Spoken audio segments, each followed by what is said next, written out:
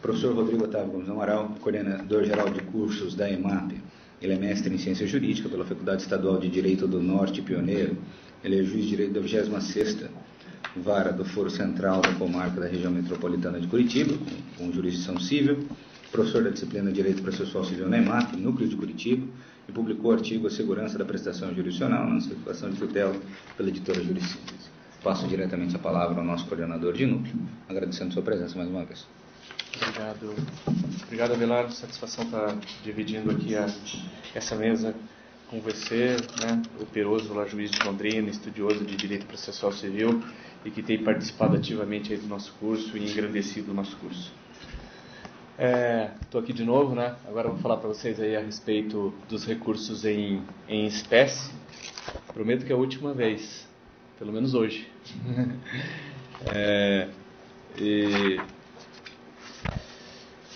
Só um pouco antes de entrar diretamente aqui, o que está prevendo o código e tal, né? O professor José Carlos Barbosa Moreira tem dito, né, de que a sanha reformadora, né, desde 1994, a artilharia reformadora, né, que se iniciou lá em 94, tem se centrado principalmente nos recursos. Ele chegou a fazer um levantamento e diz que do Código de Processo Civil atual, dos 72 dispositivos que a fase recursal tem, mais de 30 já foram objetos de reforma. E alguns de reforma mais de uma vez, né? E ele diz que, na verdade, ele não identifica, né? E se ele não identifica, quem sou eu para identificar, né? Que ele não identifica que essa fosse a pior parte do Código de Processo Civil. É que, na verdade, via de regra, os processualistas que trabalham com a reforma, ou que são responsáveis, né, isso no Instituto Brasileiro de Direito Processual, quando essas reformas estavam sendo feitas pelos institutos, essas reformas, na verdade, elas são pensadas por profissionais que não atuam mais no âmbito do primeiro grau. Né?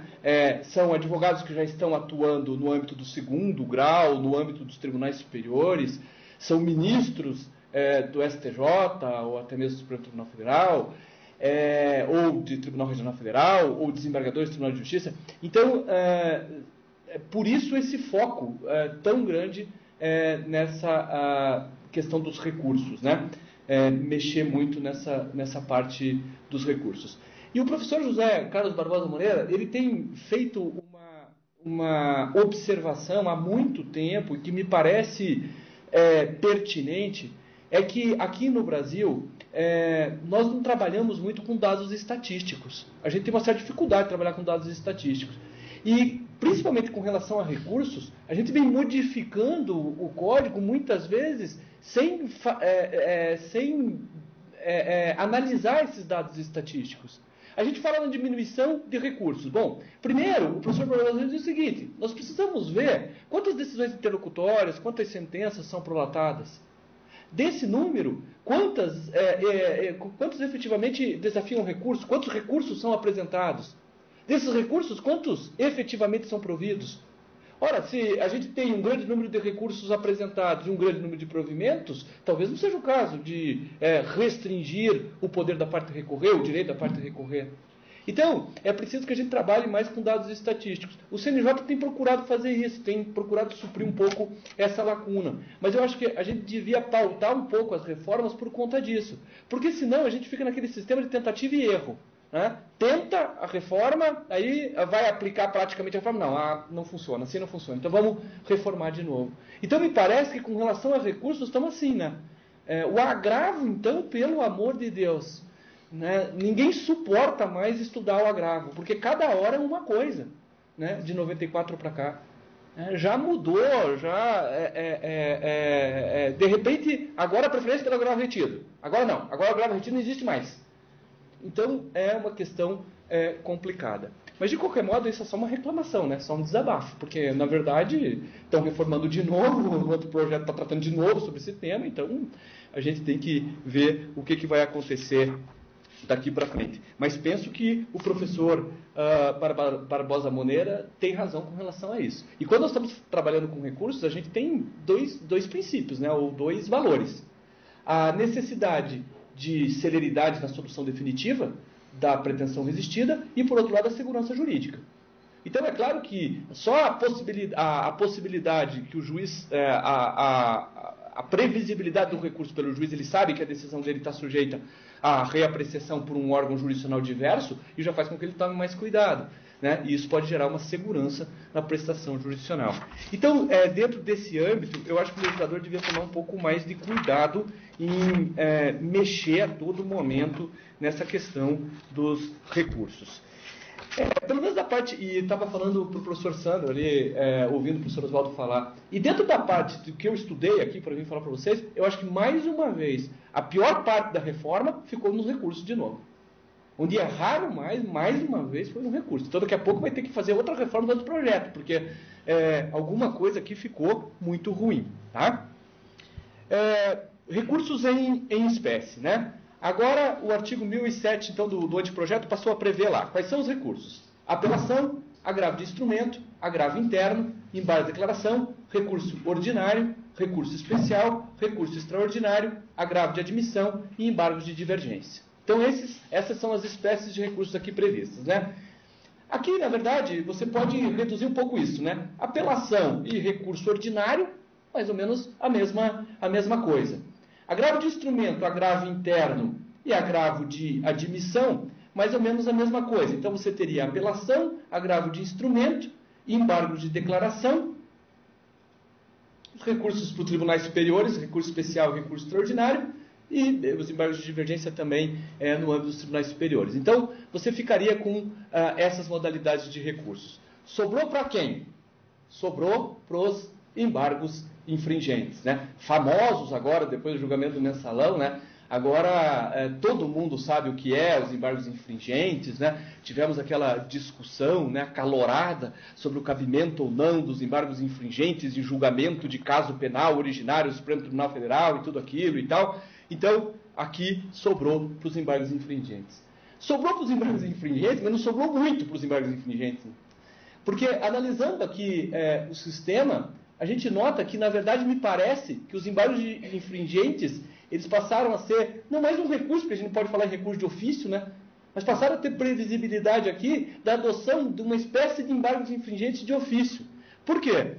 Porque vejam lá a redação do artigo 955 do anteprojeto, né?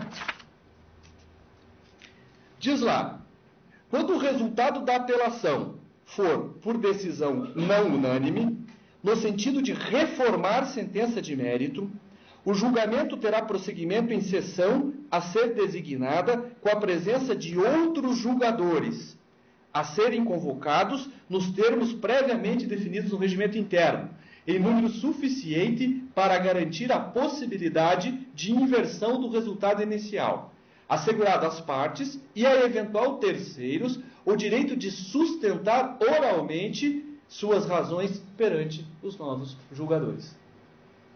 Então, na hipótese de votação não unânime, né, recurso de apelação, né, for por decisão não unânime, vai se adotar esse procedimento aqui. O que é isso, se não uma mesma sistemática, uma sistemática muito parecida com a dos embargos infringentes? E agora, de ofício. Basta ser a votação não unânime, que você tem que aumentar o quórum e reapreciar. Aumentar o quórum, inclusive, com a participação de outros julgadores em número suficiente para inverter a decisão. Então, o regimento interno vai ter que ser readequado para que isso possa ser feito, né?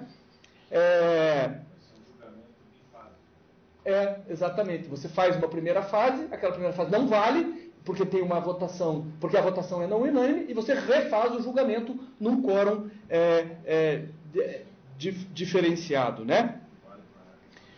E pior, né? O parágrafo 3º diz lá, a técnica de julgamento prevista neste artigo aplica-se igualmente ao julgamento não unânime proferido em ação rescisória, quando o resultado for a rescisão da sentença. Neste caso, deve o seu prosseguimento ocorrer em órgão de maior composição previsto no regimento interno. Pasmem, agravo de instrumento, quando o resultado for a reforma da decisão interlocutória de mérito. Que reforma é essa? Em que você quer agilizar, em que você diz que você quer dar mais celeridade. Isso vai acontecer no agravo de instrumento quando se tratar de decisão interlocutória de mérito. Então, eu não consigo entender determinadas coisas com relação aos recursos, né? É complicado você entender. Então, tira lá do recurso como espécie e daí ele volta como procedimento de ofício, que se aplica agora não mais à apelação, recurso especial, recurso extraordinário, mas se aplica também à hipótese de agravo de instrumento, quando se tratar de decisão interlocutória de mérito. Então, me parece que essas reformas a gente dá um passo para frente, às vezes, e 2 ou 3 para trás, né? Mas vamos tratar, então, recurso em espécie da apelação. Artigo 1022 do anteprojeto. Artigo 1022 do anteprojeto. Da sentença cabe apelação. Então, é o recurso dirigido em fase de sentença, né? O professor Abelar antes já tratou aqui do conceito de sentença. E o conceito de sentença é sempre importante para você estabelecer qual é o recurso cabível. A gente sabe que no nosso sistema a apelação, a sentença desafia a apelação e a decisão interlocutória desafia o recurso de agravo, agora só agravo de instrumento. Então eu preciso fazer essa distinção.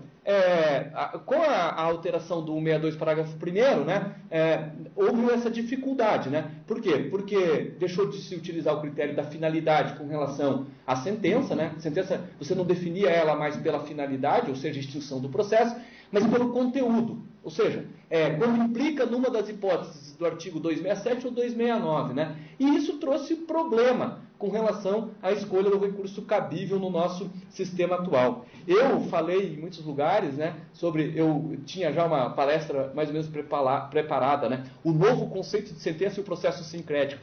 Mas daí o Joselito, que era diretor da escola, falou assim, mas Rodrigo, já faz 4, 5 anos que o conceito de sentença é esse, e agora você vem falar o novo conceito de sentença e o processo sincrético e tal. Daí eu resolvi não dar mais essa palestra, né, arrumar outro tema para falar e tal, porque aí já estava ficando mesmo meio cansativo você falar novo conceito de sentença depois de 5 anos, né. Mas enfim, agora, segundo o professor Abelar nos disse ontem, né, o conceito de sentença está no artigo 203, parágrafo 1º do projeto, e diz lá, é uma das hipóteses, né, do artigo, deixa eu ver aqui, 495 ou 497. 495 ou 497, obrigado, mas que põe fim ao processo algumas de suas fases. Então mesclaram, né, conteúdo e finalidade. Conteúdo e finalidade. Então, o que acontece com relação a isso? Embora possam implicar em hipóteses previstas no 495 e no 497 do anteprojeto, a extinção parcial do processo, né, na hipótese do artigo 361, parágrafo único do anteprojeto. Então, você extingue lá o processo com relação a um dos pedidos, por ausência de pressuposto processual ou por ausência de condição da ação. E o julgamento antecipado parcial de mérito, que foi tratado ontem aqui, do artigo 363 do anteprojeto, embora eles impliquem numa das hipóteses do 495 ou do 497, eles não encerram inteiramente o processo, ou uma de suas fases. Então, esses julgamentos, a opção do legislador foi que esses julgamentos, eles são feitos pelas denominadas decisões interlocutórias de mérito. E essas decisões interlocutórias de mérito, elas devem ser impugnadas mediante a utilização do recurso de agravo de instrumento, que é a previsão expressa que tem lá. Se você está extinguindo o processo só com relação a um dos pedidos, ou a parcela de um dos pedidos, se você está julgando antecipado só com relação a um pedido, ou a parcela de um dos pedidos, o recurso cabível é uma decisão interlocutória, chamada decisão interlocutória de mérito, e o recurso cabível é o recurso de agravo de instrumento. Então, o recurso de apelação, ele fica para as sentenças que implicam numa das hipóteses do 495 ou do 497, e que, ao lado disso, também põe fim ao processo ou alguma de suas fases. Tá? Então essa era uma primeira observação que precisa ser feita com relação aí a qual é o recurso que nós vamos, que vai ser utilizado, né? E aí o parágrafo 1º e o parágrafo 2º do anteprojeto. Diz lá, as questões resolvidas na fase de conhecimento se a decisão a seu respeito não comportar agravo de instrumento, tem de ser impugnadas em apelação, eventualmente interposta contra a decisão final, ou nas contrarrazões. Sendo suscitadas em contrarrazões, o recorrente será intimado para em 15 dias manifestar-se a respeito delas. Então, com essas novas regras, né, com essa nova regra, a parte somente poderá recorrer contra as decisões interlocutórias no momento da apelação ou na apresentação de contrarrazões, excetuado situações específicas que continuam sendo impugnáveis por agravo de instrumento. Aquela hipótese que o professor Oswaldo falou. O agravo de instrumento agora é só em hipóteses específicas, né? Excluiu-se, então, do sistema o agravo retido, que atualmente ele deve ser posto contra a decisão interlocutória comum. Então, hoje, no anteprojeto, né, vai passar o recurso de apelação, ele vai ter um escopo mais abrangente. Por quê? Porque ele não vai impugnar tão somente a sentença. Ele vai impugnar também questões incidentes que já foram objeto de decisão pelo juiz no curso do processo. E aí, o parágrafo 2º diz e vem: a impugnação prevista no parágrafo 1º pressupõe a prévia apresentação de protesto no primeiro momento que couber a parte falar nos autos, sob pena de preclusão. Então, a parte não tem mais o agravo retido, mas se a parte não concorda com aquela decisão interlocutória que foi proferida no curso do processo, ele tem que protestar. Se ele não protesta, eventualmente, quando é caso, aí não vai poder ele buscar a reforma daquela decisão via apelação ou contra razões de apelação, porque vai se operar o fenômeno da preclusão. Então, tirou o agravo retido, mas trouxe o protesto sob pena de configuração da preclusão, né? Com relação ao efeito suspensivo, o professor Oswaldo já falou, né? O texto do projeto votado no Senado previa a extinção do efeito suspensivo, como é regra até em outros ordenamentos jurídicos estrangeiros, né?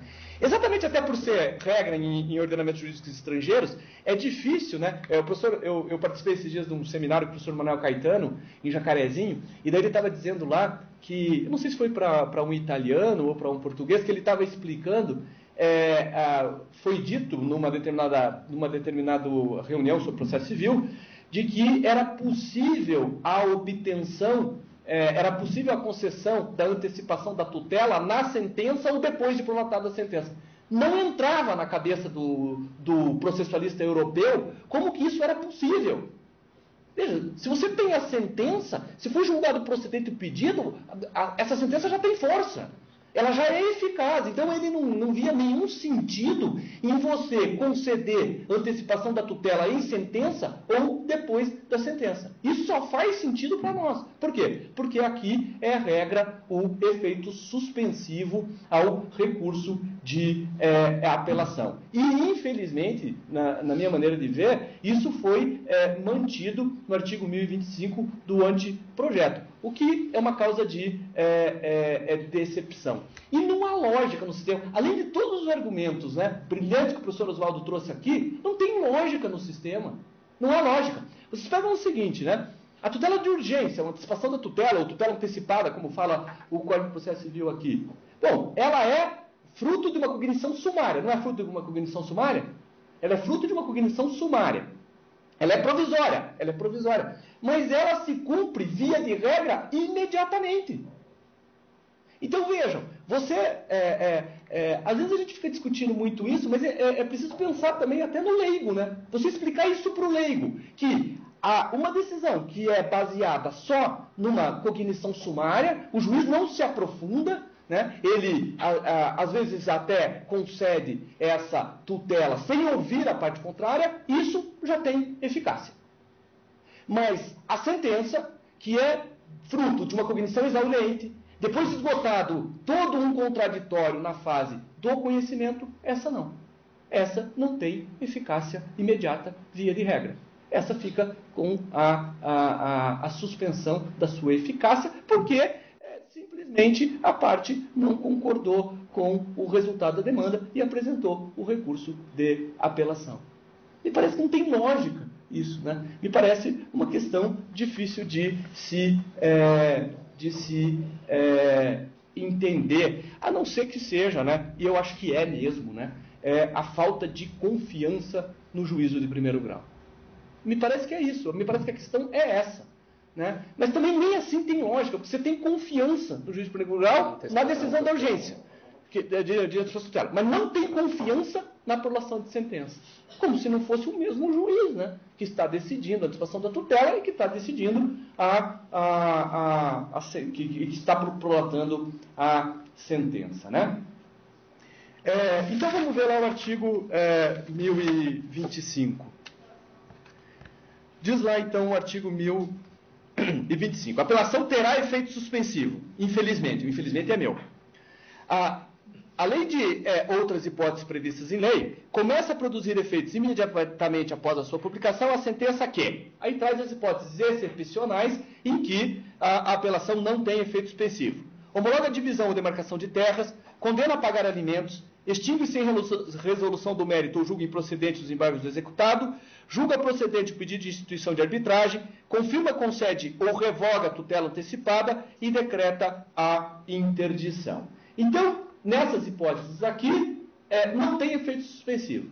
Mas aí, o parágrafo 3º diz o seguinte: bom, via de regra tem efeito suspensivo. Nessas hipóteses excepcionais, não tem efeitos suspensivos. Mas nessas hipóteses excepcionais que não têm efeito suspensivo, excepcionalmente, pode-se conceder efeito suspensivo. Vai dando raiva do efeito suspensivo. Você vai estudando o negócio, vai pegando o ódio do Instituto. Né? Aí diz lá, o parágrafo 3º. Nas hipóteses do parágrafo 1º, o apelante poderá formular pedido de efeito suspensivo. Inciso 1, na petição de interposição do próprio recurso ou por petição autônoma, que deverá ser instruída com os documentos necessários ao conhecimento da controvérsia, quando formulado depois de sua interposição, mas antes da distribuição do recurso ao relator. E qual é o fundamento? A regra geral que o professor Oswaldo trouxe lá. Né? Quando não tem efeito suspensivo, mas o cumprimento imediato da decisão, a eficácia da decisão pode causar dano grave de difícil reparação. Então, pode-se obter o efeito suspensivo. Professor, eu não vou me conter. Eu preciso piorar a sua raiva do efeito suspensivo. Pode ser feito pedido de efeito suspensivo ativo aqui então também? Me parece que sim. Antecipação da tutela recursal.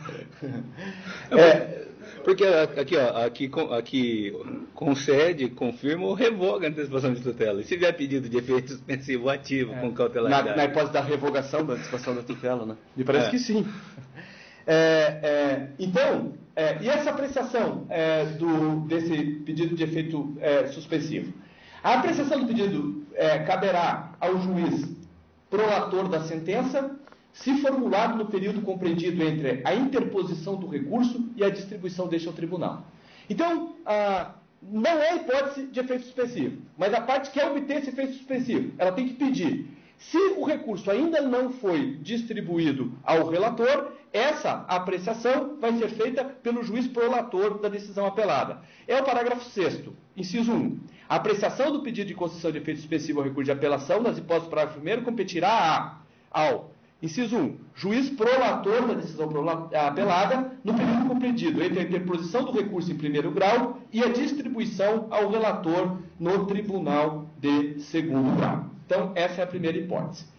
Competirá ao relator, por sua vez, a apreciação desse pedido de efeito suspensivo, caso o recurso já tenha sido distribuído no tribunal julgador. E daí o inciso 2, né? Então, a apreciação da concessão do efeito suspensivo competirá ao relator designado depois da distribuição do recurso no tribunal de segundo grau, né? Aqui, me parece que a intenção foi estabelecer desde logo a competência. Quando é a competência do relator e quando é do juiz de primeiro grau, para evitar discussão a respeito disso nessa fase do processo em que já foi prolatada essa sentença. Né? Com relação ao juízo de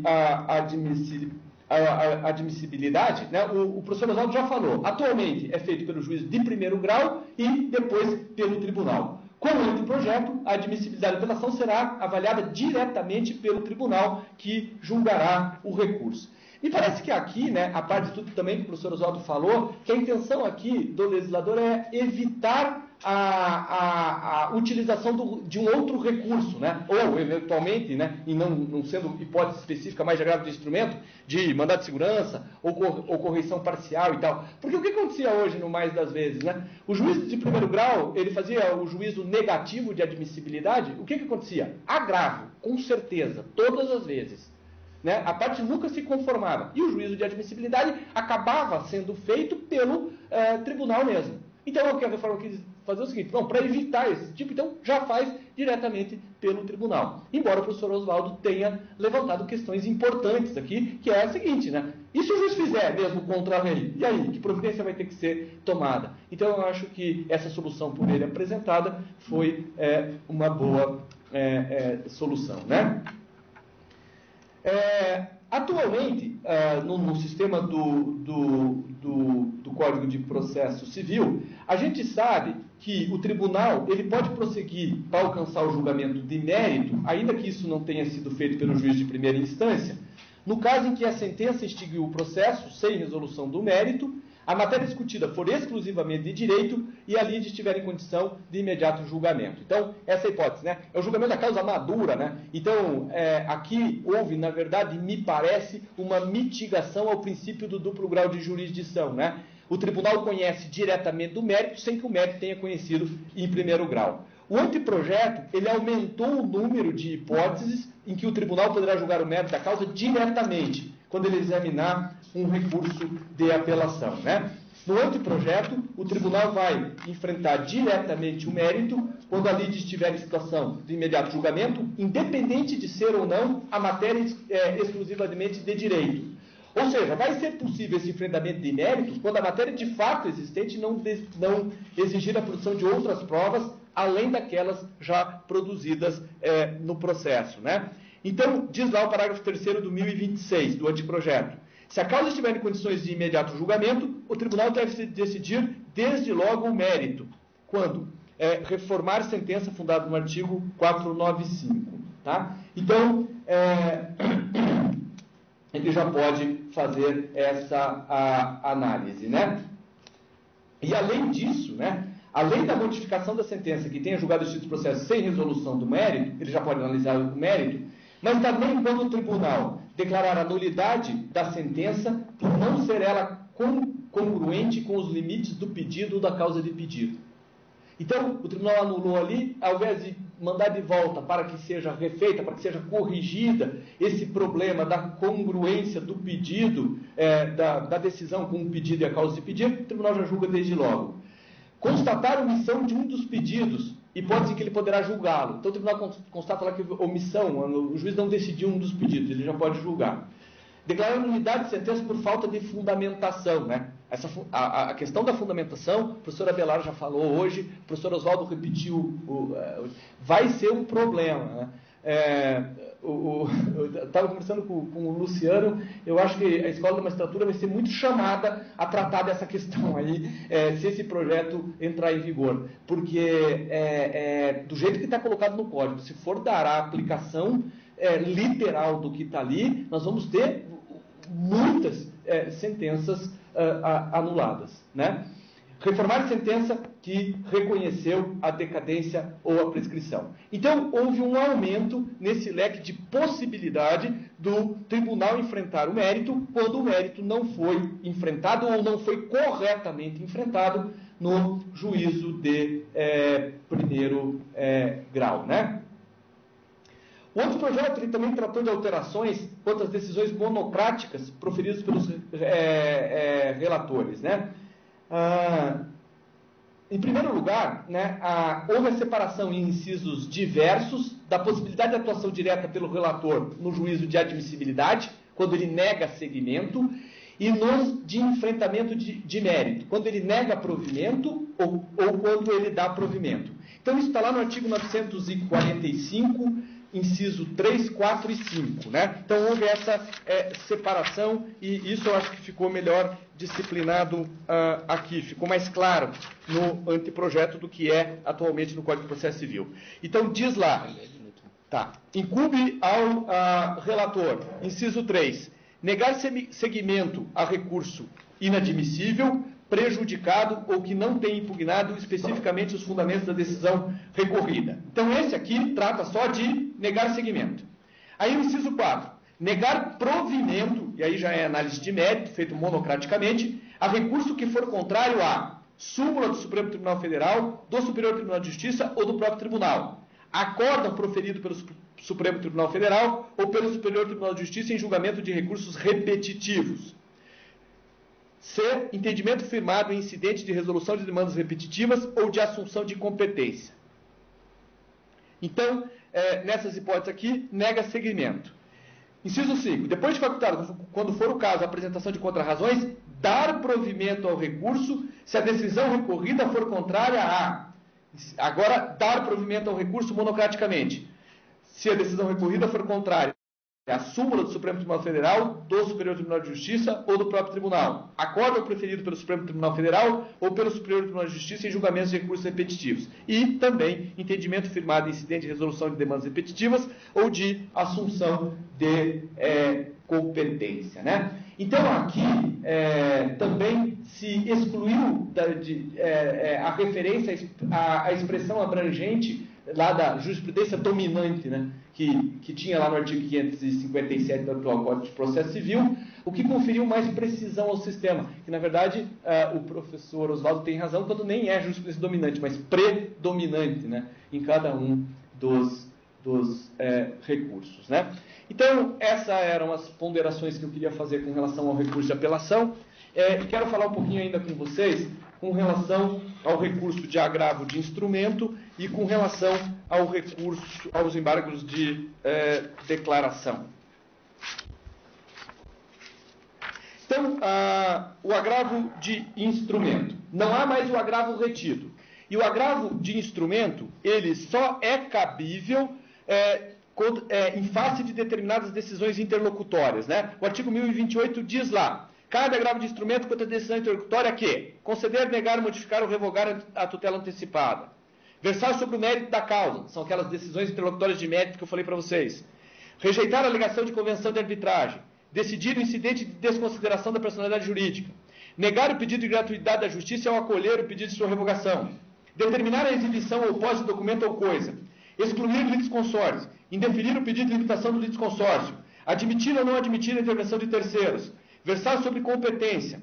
Determinar a abertura de procedimento de avaria grossa. Indeferir a petição inicial de reconvenção ou julgar liminarmente improcedente. Redistribuir o ônus da prova. Converter a ação individual em ação coletiva. Alterar o valor da causa antes da sentença. Suspender o curso do processo. Tenha sido proferido na fase de cumprimento de sentença e nos processos de execução e de inventário. Resolver o requerimento previsto no artigo 990, parágrafo 4º. Então, o que o legislador quis fazer foi tentar esgotar só nessas hipóteses. O professor Sandro já disse hoje, né? Já começaram errando, porque deixaram de fora a importante decisão que trata da liquidação de sentença. Não está aqui. E essa questão de você fazer rol taxativo é complicado, né? Porque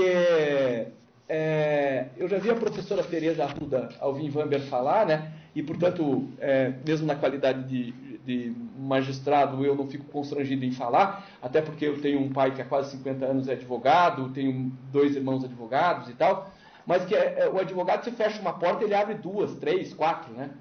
Então, por exemplo, você eventualmente decide a liquidação de sentença. E aí o advogado vai pegar aqui e vai ler, não cabe agravo de instrumento. Você acha que ele não vai fazer nada se a decisão contrária a ele? Evidente que ele vai fazer. É evidente que ele vai suscitar lá o mandado de segurança ou a correção parcial. Alguma medida ele vai tomar. E isso vai acabar sendo acolhido pela jurisprudência. Então, me parece que o Código não manda bem quando faz isso. A gente sabe que os tribunais estão abarrotados de agravo de instrumento. A gente sabe que isso acontece. Agora, essa é uma consequência natural dessa possibilidade que o professor Oswaldo falou, de a toda hora, no curso da relação processual, você está tratando de decisão interlocutória de mérito. De você estar tratando de questão de probabilidade e de perigo da demora. Então, e essa é uma consequência natural. Né? Não dá para a gente querer o melhor dos mundos. Né? A gente que conceder mais poderes ao juiz de primeiro grau e, ao mesmo tempo, vedar o acesso ao recurso cabível pela parte. Então, me parece que não dá para fazer esse tipo de milagre que se pretende aqui. Tá? Ainda com relação ao agravo, né? O parágrafo 3º do artigo 1030 diz lá, o artigo 1030 diz quais são os documentos obrigatórios que deve conter e tal, e o parágrafo 3º diz, na falta da cópia de qualquer peça, ou no caso de algum outro vício que comprometa a admissibilidade do agravo do instrumento, deve o relator aplicar o disposto no artigo 945, parágrafo único. E o que diz o 945, parágrafo único? O artigo 445, parágrafo único, diz que, antes de considerar inadmissível o recurso, o relator concederá o prazo de 5 dias ao recorrente para que seja sanado o vício ou complementada a documentação exigível. Então, hoje, até por causa do grande número de agravos, né, de agravos de instrumento, a jurisprudência considerou no seguinte sentido, né? Bom, o documento obrigatório não está lá, não conhece do recurso. Ah, mas a parte não pode dar chance da parte juntar? Não, não pode dar chance da parte juntar. Parece que é uma tendência mesmo dos tribunais. Nós não queremos conhecer os recursos de agravo. Então, vamos procurar qualquer coisa aqui para não conhecer e tal. Isso não vai mais poder ser feito. Né? O parágrafo 3º dá essa possibilidade, se faltar algum documento obrigatório, desse vício ainda ser sanado, né? Ou de qualquer outro vício. Né? Parágrafo 5º diz lá, sendo eletrônicos os autos do processo, dispensam-se as peças referidas no inciso 1 e 2 do caput, facultando-se ao agravante a anexar outros documentos que entenderam úteis para a comprovação da controvérsia. Diz isso porque se o processo é eletrônico, ele está a todo o tempo à disposição dos operadores do direito. Então não teria necessidade da parte juntar todos os documentos, se eletronicamente tudo o que está nos autos está disponível. Né? O artigo 1031, que trata do juízo de retratação. Com o objetivo de provocar a retratação, o agravante poderá, não diz deverá, diz poderá requerer a juntada aos autos do processo, de cópia da petição do agravo de instrumento e de comprovante de sua interposição, e da relação dos documentos que instruíram o recurso. Então, poderá provocar, tá certo? E aí, diz o parágrafo 1º, se o juiz comunicar que reformou inteiramente a decisão, o relator considerará prejudicado o agravo de instrumento. Então, prevaleceu aquele posicionamento, me parece que doutrinário, de que essa juntada, ela visa, na verdade, o juiz de retratação, que só pode beneficiar o agravante. Então, que não teria sentido não conhecer ou tornar obrigatória essa juntada. Mas daí vem o parágrafo 2º, que eu confesso para vocês, né? Eu vim aqui para falar sobre o tema para vocês, e é difícil dizer isso para vocês, mas o parágrafo 2º eu não entendi. Então eu quero até ver com vocês se vocês conseguem me ajudar. Então vamos inverter aqui o papel, porque o parágrafo 2º eu não consegui entender. Não sendo eletrônicos os autos, o agravante tomará a providência prevista no caput no prazo de 3 dias, a contar da interposição do agravo de instrumento.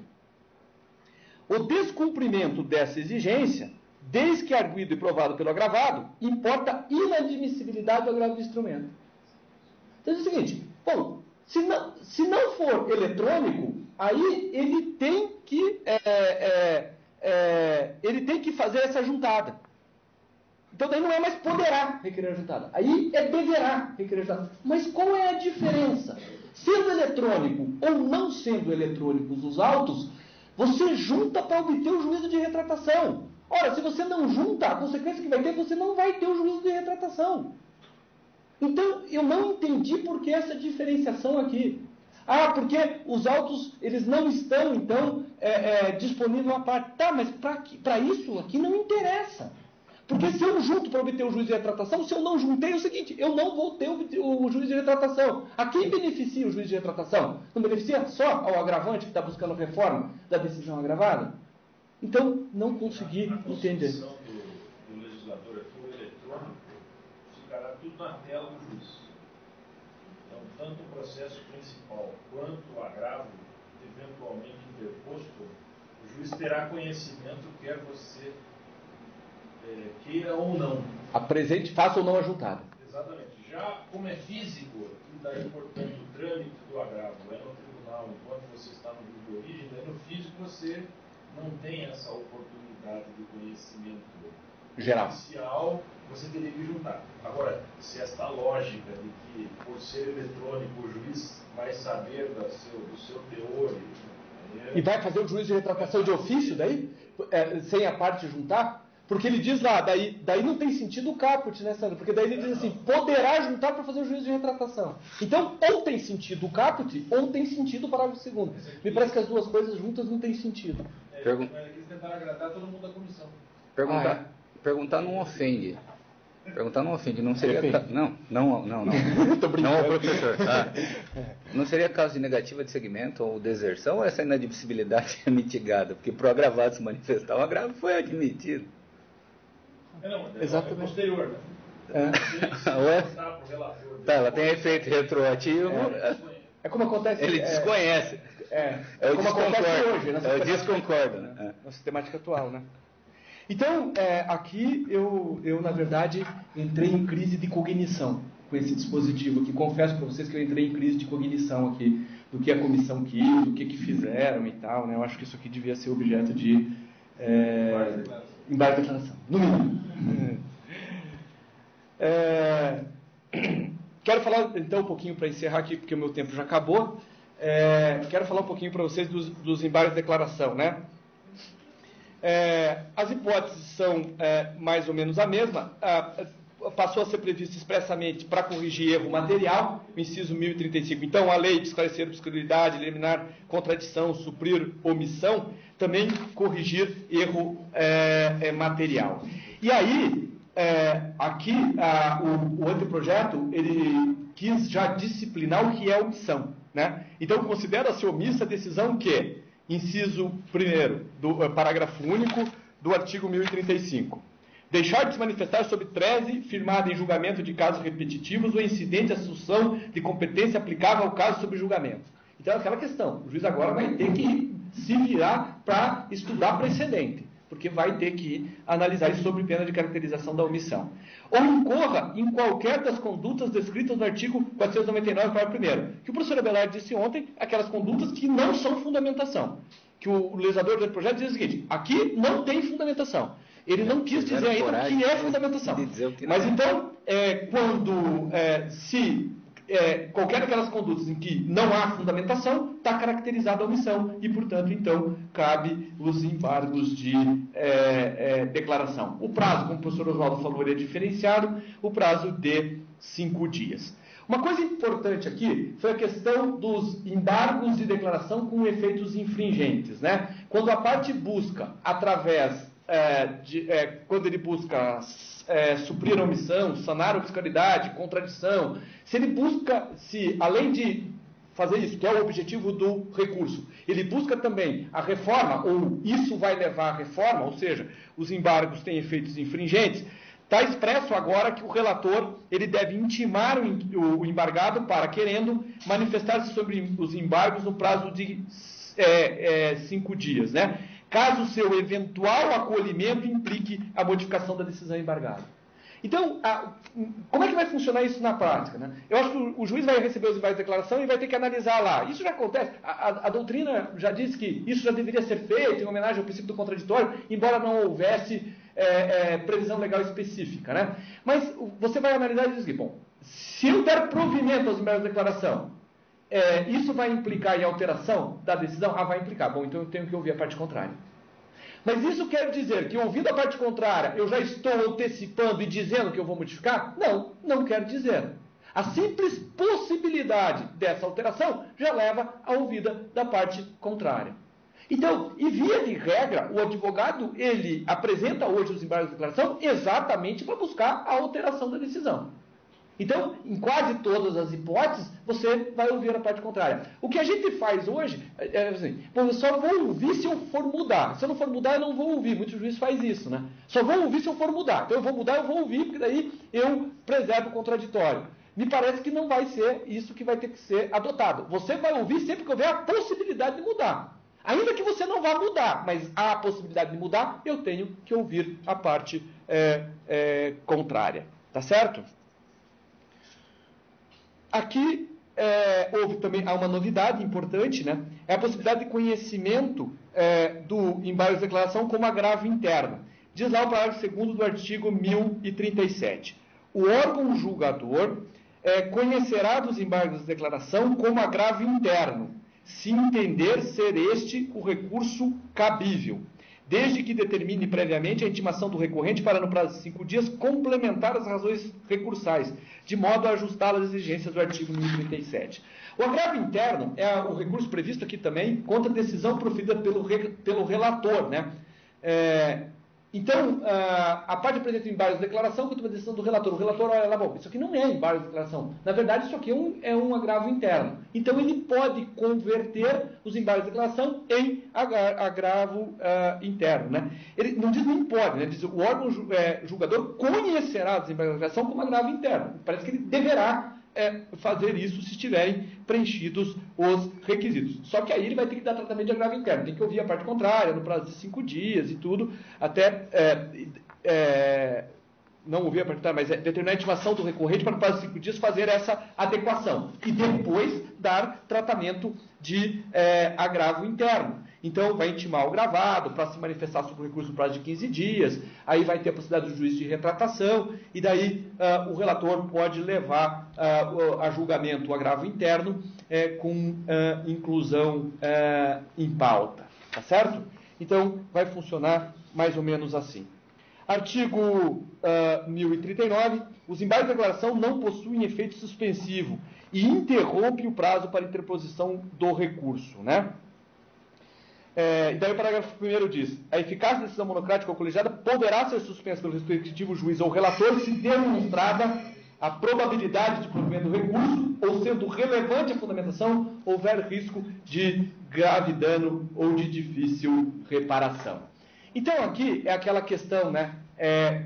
Se o efeito interruptivo dos embargos de declaração, ele abrangia ou não o efeito suspensivo. E isso tinha tem entendimento doutrinário de ambos os lados, né?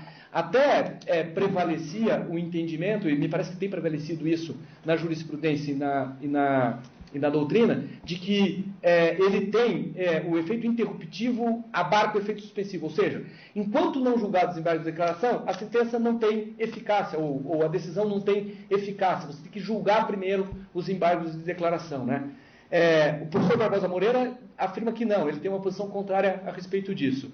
Certa vez, eu vou confessar para vocês, eu tomei uma lambada de um relator, um desembargador aqui do tribunal, porque era uma causa importante, uma causa que envolvia direito público, eu estava na vara da Fazenda Pública, e foi proferido um acórdão, e desse acórdão, eu acho que era um agravo que tratava de uma tutela de urgência. Eu acho que eu tinha concedido a tutela de urgência,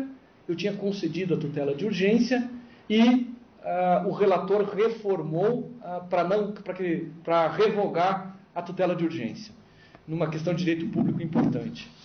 E aí o Ministério Público, que era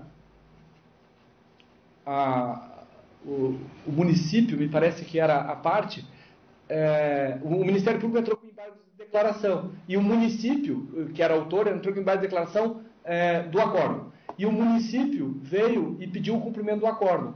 E eu disse que eu não ia cumprir o acórdão até que fosse julgado os embargos de declaração. Meu Deus do céu, meia hora depois, eu recebi lá um fax mandando eu cumprir imediatamente a decisão e que eu nunca mais me metesse em decisão do tribunal. E assim eu fiz. Cumpri imediatamente a decisão e nunca mais me arvorei a me meter com decisão do tribunal se cumpre ou não cumpre. Agora dessa eu mando cumprir. Aí depois, se não for para cumprir, que me digam que não é para cumprir, mas que eu cumpro, eu cumpro. Então, Então, foi isso que aconteceu, né? Mas havia entendimento depois, né? Eu até tentei justificar, porque há entendimento de que os embargos de declaração têm efeito suspensivo e tal, apesar de não ser... E eu tinha fundamentado dessa forma. Mas, enfim, eu corri e cumpri. E agora está expressamente aqui que não possui efeito suspensivo, e só o interruptivo. Mas pode ser dado o efeito suspensivo, nessas hipóteses aqui previstas, né? Desde que haja probabilidade de provimento do recurso, ou sendo relevante a fundamentação, houver risco de dano grave ou de difícil reparação. Então essas são as novidades aí com relação aos recursos em espécie, não só essas, né? Tem outras, mas aí o tempo não nos permite. Quero mais uma vez agradecer a paciência de vocês e pedir desculpa pela minha indignação com relação a algumas coisas, principalmente com relação ao efeito suspensivo. Tá certo? Mas foi um desabafo com relação a isso. Muito obrigado. Obrigado, Belar.